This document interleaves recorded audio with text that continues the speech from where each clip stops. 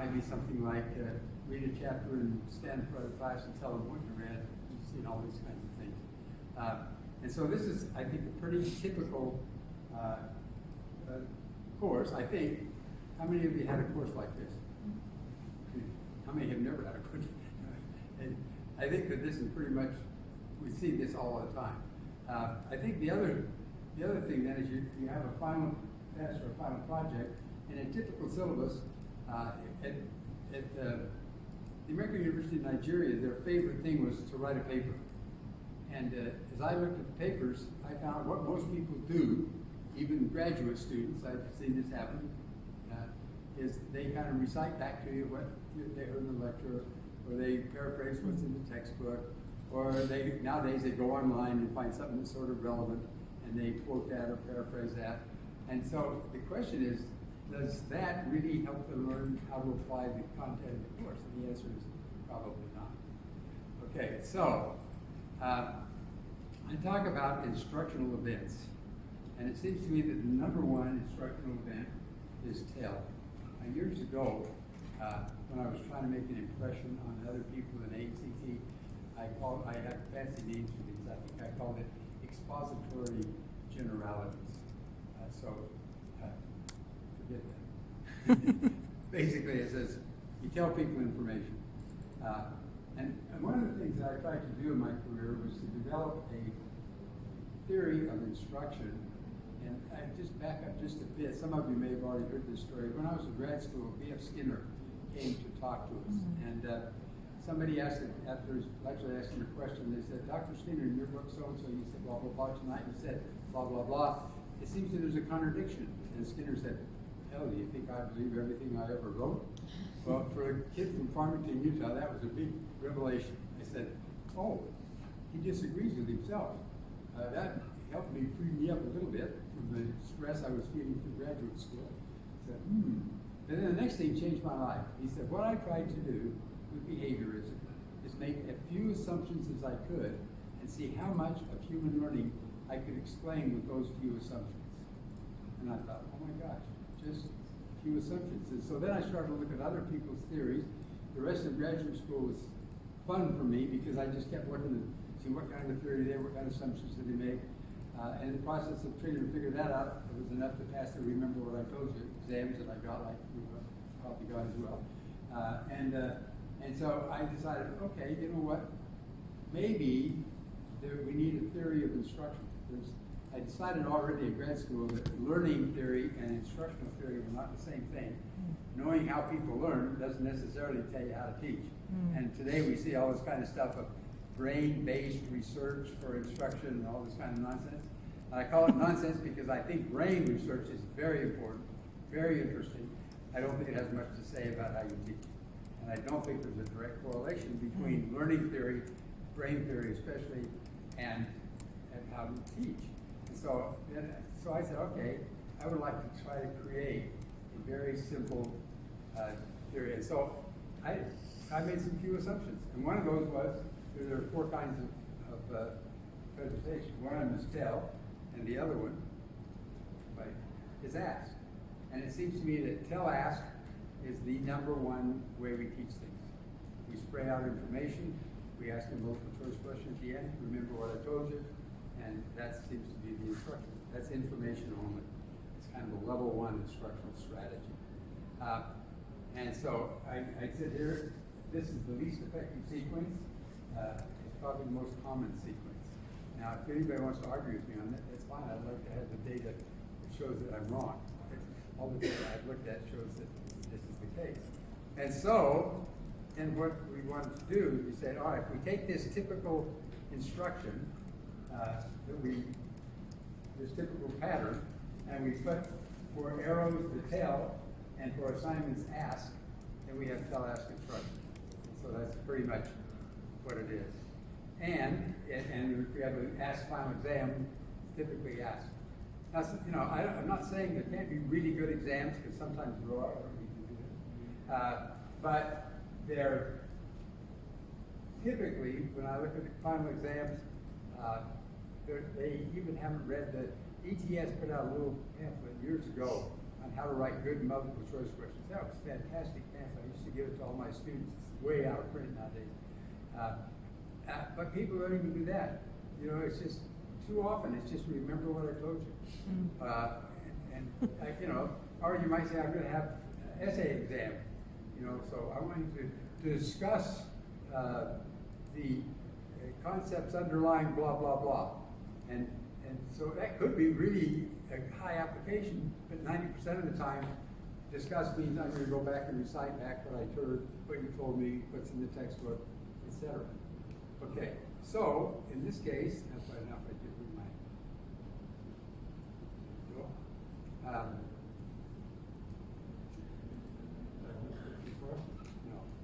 Okay, this is I think it's Exhibit C in your paper. Is it there? Well, it should be the very first one. Okay, so you can probably see it there, right? Up there. So what do we have here? I marked this as remember or ambiguous objectives. So if you look at the objectives, there's to develop a high level of moral consciousness in leadership situations. That sounds really great. I have no clue what that means. Do you? If you were in that course, what does that mean? I built a high level. Be familiar with different ethical theories. Well, it seems to me that being familiar with is sort of saying, you know, the names of, who did them, whatever. Be clear on the purpose of leadership and the ethical dimension. I think these sound really good. Know the relationship between leaders and the follower. But it seems to me that when it gets translated into an assignment or a test, it's primarily remember what I told you. And so that's what or it's ambiguous, you don't know. The schedule, let's see, this is tricky PowerPoint. Probably better than this here. I don't know if any of you know about how to make scrolling text boxes. Oh, yes, here. Or maybe not.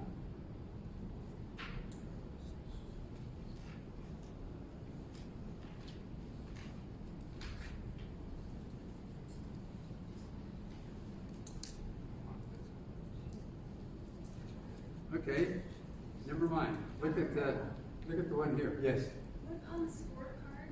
What does 0 or O and B? What The first one's a 0. Okay. The B is basic. Basic. Okay. I is a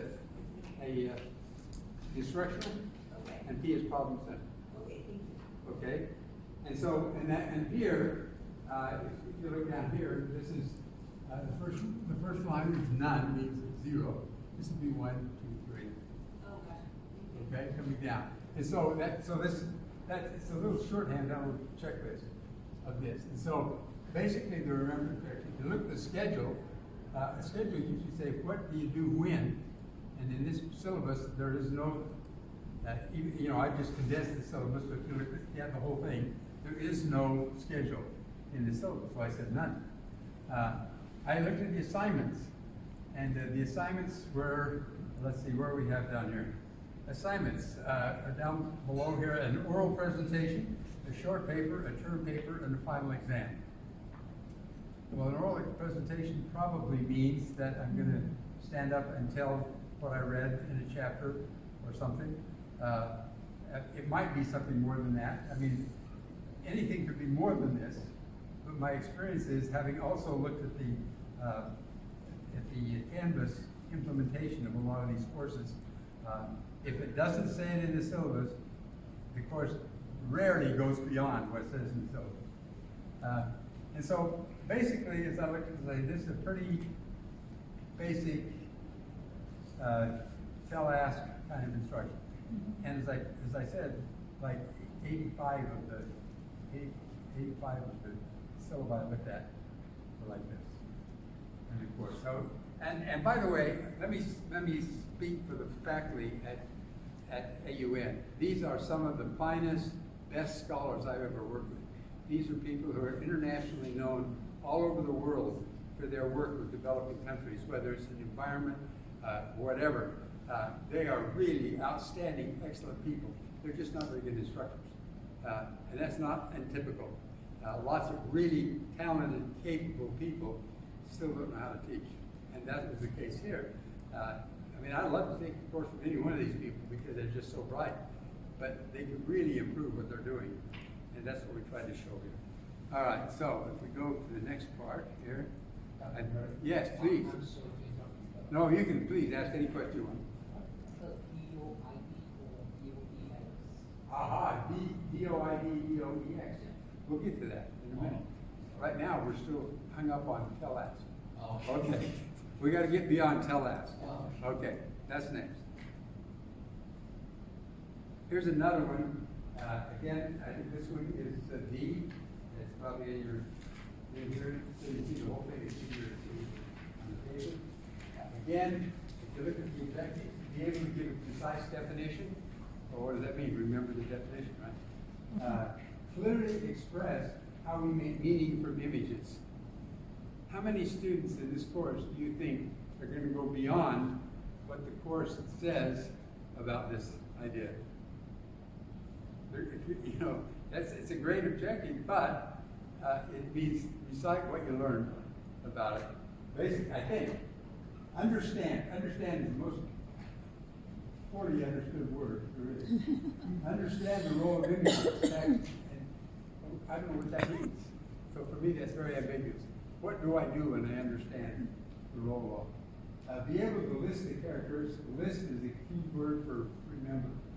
Outline is a key word for remember. So here again, we have remember ambiguous objective. Then we come down to the schedule, and I think I put down that this was topic centered. And so if you look down the schedule, basically these are the various topics that we're going to talk about in the course. So that's a little better. They go down the list here. The assignments, there's a term paper. And again, I think the term paper is, I marked it as tell-ask. You may disagree, but when you discuss the theory of symbolic annihilation and how to make it manifest in mass media, it sounds really good, but I think if I took the course, I'd probably go to the textbook or online and look up these words and write something what they said. Probably not too much creative stuff. Then if you look at the assignment, or the assessment criteria, and this is a very interesting thing as well. It says quizzes and homework are 10%. Term paper is 10%. The midterm is 20%, and the final exam is 50%.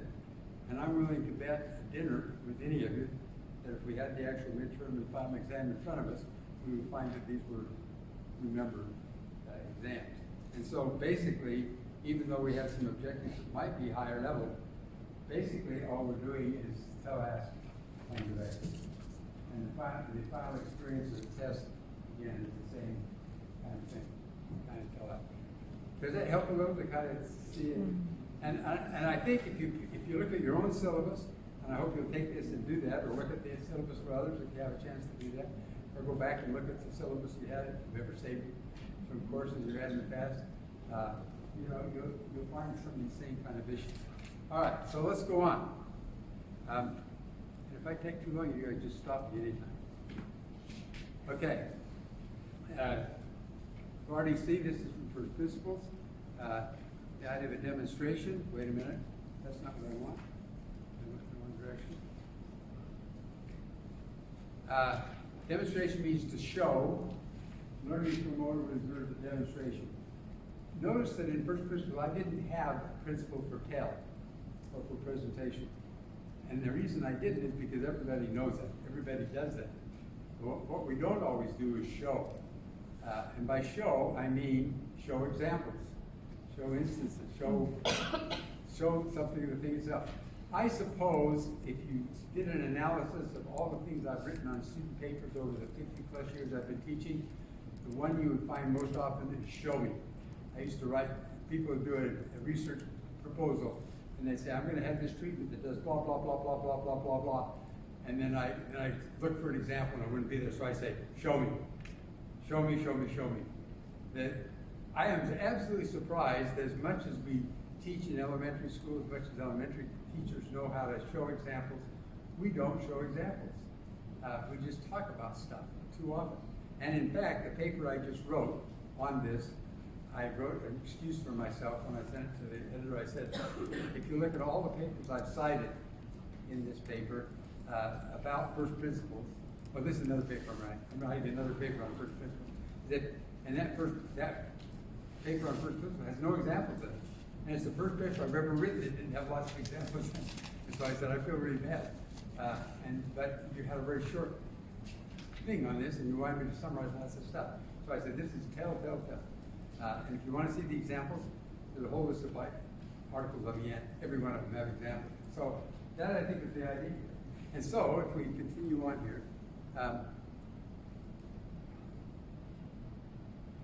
there's not a very good path, but it works. Okay, so then we want to come, no, I want to go back to show. Well, I don't know, in any case. So show's the next kind of thing we ought to have.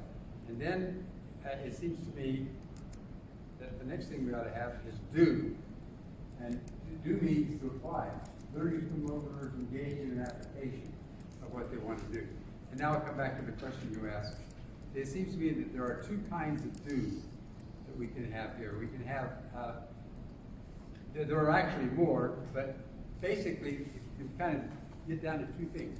There's called do identify, or we call that concept learning. Show me an example of something. And in everything we learn, we have to learn the concepts that are involved. We have to learn what those words mean. We have to learn what they stand for. Does it stand for a symbol? Does it stand for an object? Does it stand for an event? What do the words mean? And that's the do part. And so the very first thing we have to be able to do is to do identify. And so if you have a test that just says remember the definitions, or remember what I told you, that doesn't test anything. But if you say, here's an example of what I told you, and you haven't seen this example before, is this a deciduous tree? Or is this a conifer tree? Or whatever else you're teaching. I need to recognize a previously unencountered example of what it is. So that's what do ID is.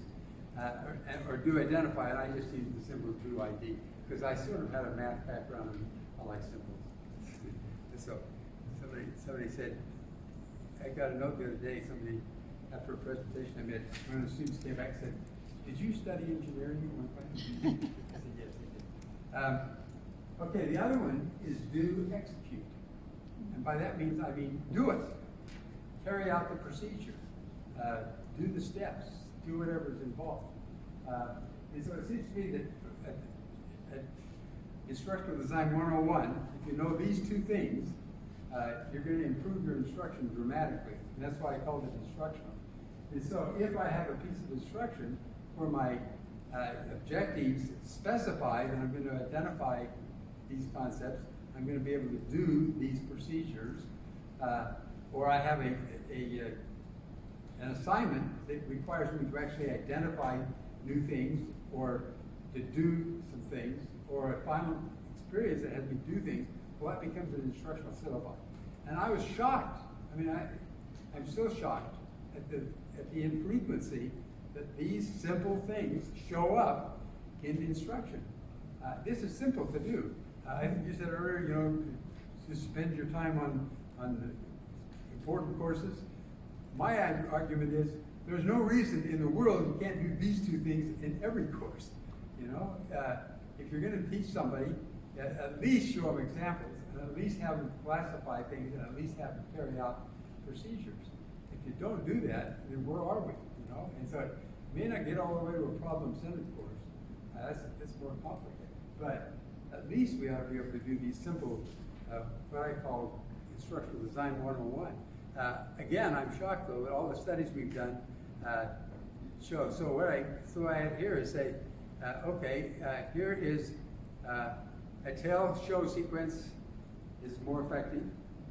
Okay, so if beyond tell ask, if I merely add show, if I merely add examples, you're going to get an increment in performance. And so that's the first thing you can do. And beyond that, what else do I have here? More. And if you add do, either do I do or do, then you have even better kind of instruction. And again, this is sort of basic. I mean, they call this instructional design 101. This is first principles, step 1. You know, everybody ought to be able to do this. And you know, if you don't remember anything else, I always tell people in my workshops, remember, tell, show, do. Remember, tell, show, do. But be sure you know what I mean by that. You know, one of my frustrating things is people write me notes all the time, not a lot, sometimes, and they say, I just read your first principle, I do this in my courses, and then I say, send me an example. They send me an example, and I say, where in this course did you do this? Because if you just take first principles at their highest level, and I say, oh, you ought to have application, you ought to have demonstration, everybody says, oh, I'm doing that. But no, I mean, if you're going to have a demonstration, show me. If you're going to have application, do it. Do something. If you don't have show and do, you really don't have demonstration and application. So I have a question. Sure. So for demonstration, does it actually have to be a demonstration from the instructor, or could it be like, so I teach students how to design and develop courses. So for the demonstration, could it be an actual sample course? Sure. Or a sample assignment, and that would work as the demonstration? Sure. And in fact, I found the best examples of all is to use examples of take the best example of previous courses, or the worst examples. I use both. Right. And show them what they're doing. But then you have the other problem you have to be careful with is, you know, it is, oh yeah, you do this course on photography, I'll do a course on photography. So no, don't. Yeah, that's what I worry about, is that they Yeah. expect, that's what I want them to do exactly, but that's not. Yeah, but then you just, you know, I think that's a matter of teaching and coaching and trying to get them to say, no, this is an example of what you do. And one of the ways around that is, and this is right there in first principles, multiple examples. Right. So in fact, I think I have it on one of the checklists, maybe you guys are using, I have a greater than 3. I say, always show more than 3 examples, and make That sure way they don't know as which one to divergent as pick. possible. Yeah. You know, if I say, here's Yeah. a sample course, here's another sample course, I might show one that's calculus, and I might show another one that's from kindergarten. Okay. Say, hey, these are the same, these are the 2 courses I had, my favorite 2. The calculus was favorite because I couldn't understand it, didn't understand it. And the kindergarten was wonderful because I had a kindergarten teacher who was in my course on first principles, and I said, I've never had a kindergarten teacher before, I don't know if first principles really applies to 5-year-olds that can't read and write. And she said, oh, yes, it does. And I have to tell you that her course on counting and grouping and comparing groups and doing experiments with 5-year-olds was the single best course I've ever seen. And it was all done on PowerPoint. Because it had to be all demonstration. Yeah, and that's right. Yeah. It was phenomenal. Anyway, let's see some examples of these. It might take too much time. No, let me jump in right here. Yes, If please. you're doing the 3 examples, what is really helpful is your first example has to be a simplest case. And it will make you think about your cases when they have to be really short. So to your point where you're asking about, we're teaching them the process of designing a course, if you can design a course in front of them in 5 minutes or less, where I have to think about this, but I'm worried about that, but only under the circumstances, for how to make a peanut butter sandwich, or whatever your course is, like pick something really little that demonstrates the process, and then your next example is a bit more complex, and the next example is even more complex. If you start with high complexity in your first example, they don't know what to pay attention to, and it overwhelms them, and you don't get the iterative impact of scaling up from simple to more complex. Okay, let's quickly move forward. I think I just took this same diagram. Now, if I take the same simple pattern that we often use, and I substitute tell, show, do for tell and ask, we get a whole different kind of a course. This I call an instructional level course. And I have a couple of examples, and I think in your book, I think number F is one of the ones here. This is a course on illustrative drawing. And if we look down this course now, we look at the objectives. I said they were do ID. Let's see if we can figure these out. Comprehend the significance of lines as a fundamental element. Well, I'm not sure about that one. Visually and technically illustrate the characteristics and attributes of lines. All right, now I'm assuming stuff here on the part of it, but if it says visually illustrate, and down somewhere in the bottom here, they had here's the assessment of all of the assignments. I'm assuming they're giving assignments. This could have been much improved if it actually laid out the assignments, but I'm assuming that they're actually going to apply these things. And clearly, if I'm doing something, that's to do execute or do identify. And so I said, okay, the schedule, I put a question mark here. It's sort of task-centered, I think, but I'm not sure. They have these various things, but is it, anyway. And what's the other thing we have here? Oh, the final exam. What do they have here for the final exam?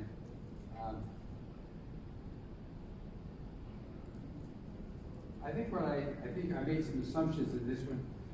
Because it's drawing, because they're actually doing assignments, that it is a due ID. It's at least it's at a instructive level. The next one is of course, as you get to these levels of instruction, the syllabi get a little more complex. But I think a complex syllabus that should do is probably helpful.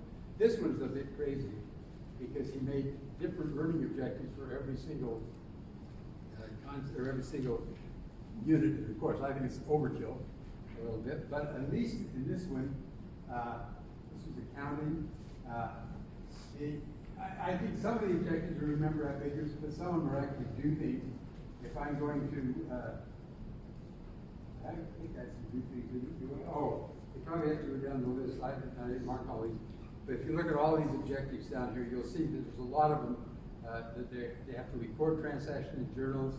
You have to prepare financial statements. These are due kinds of things for sure. If you ever have an accounting course, you know there's a lot to do in this. And some courses really lend themselves to this already.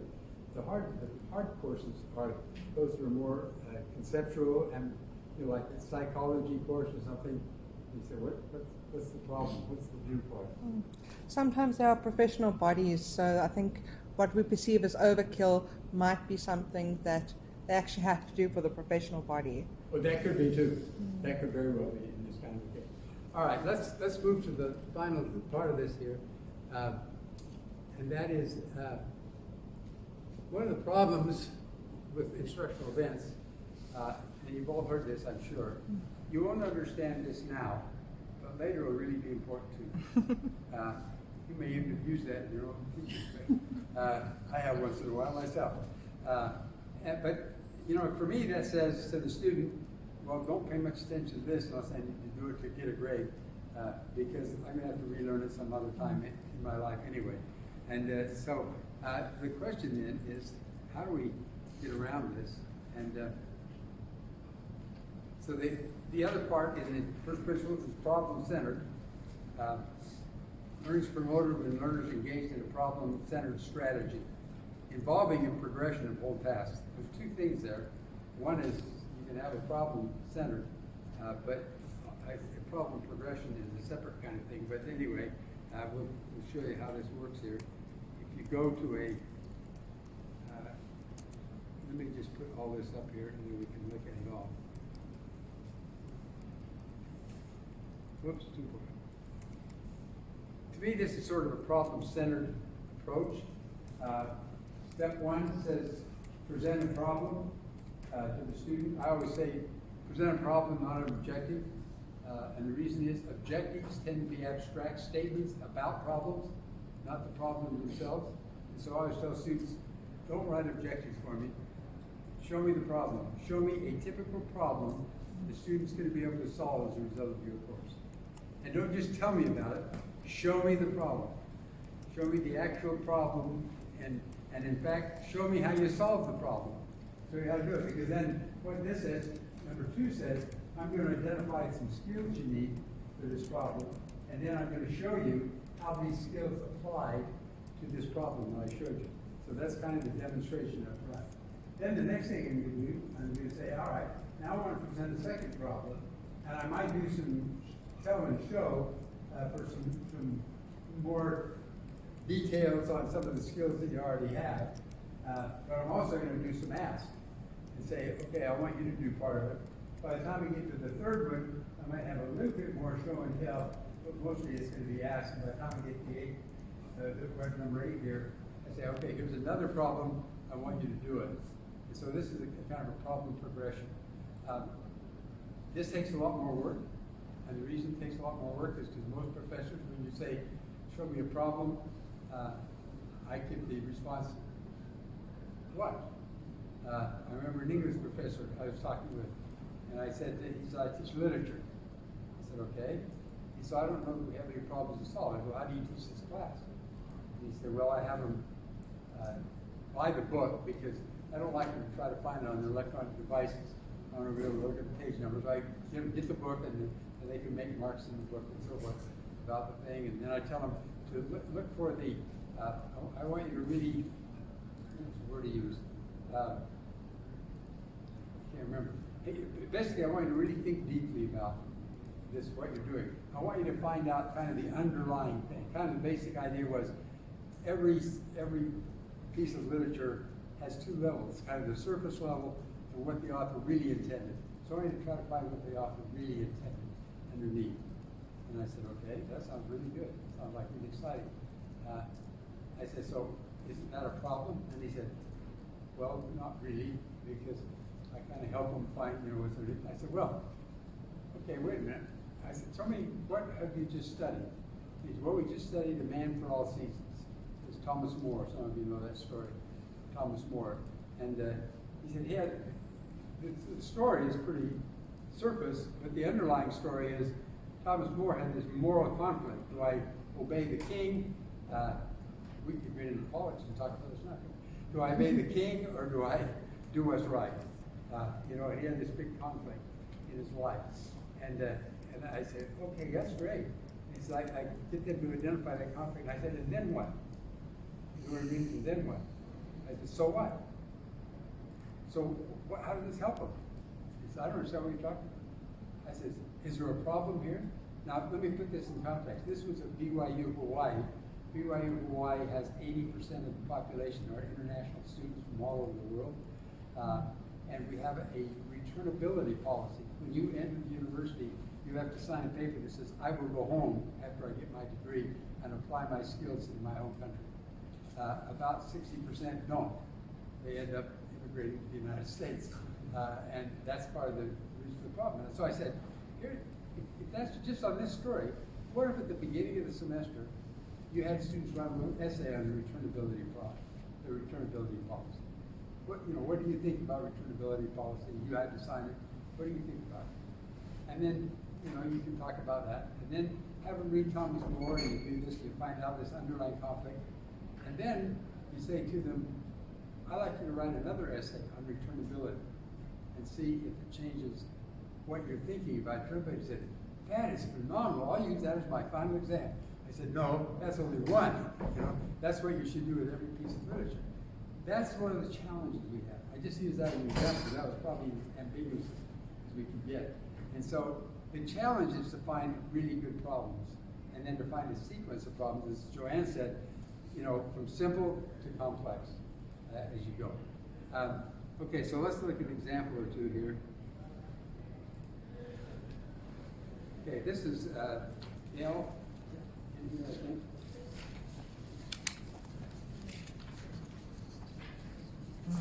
Yeah.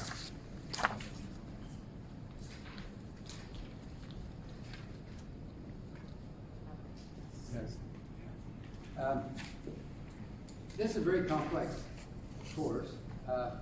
This one is digital animation, and basically, as you look at this course, you see that what they're doing is they're building a animation as they work through the course. So it's kind of an apply as you go along here. So if you look at it, it's definitely UIU, UEX objectives. It's definitely the schedule is task-centered. And what I mean by that is that the rather than just chapter, each piece of the course is a step or a part of the problem that they're trying to solve. And again, it's fairly complex. The assessment is you have projects that are going to be graded, and so they have textbook projects, midterm projects, final exam. They have way too many things here, and I think one of the problems with this particular course is that the emphasis is is not on the solving the problem itself, and could be, and should be.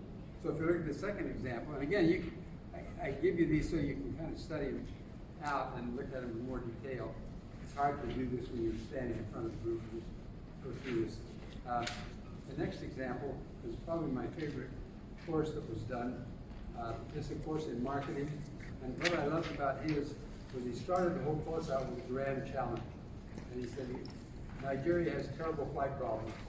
And so he talked about these flight problems in Nigeria, and he talked about those, and he said, okay, what we're going to do in this course, we're going to figure out how to help them solve this problem.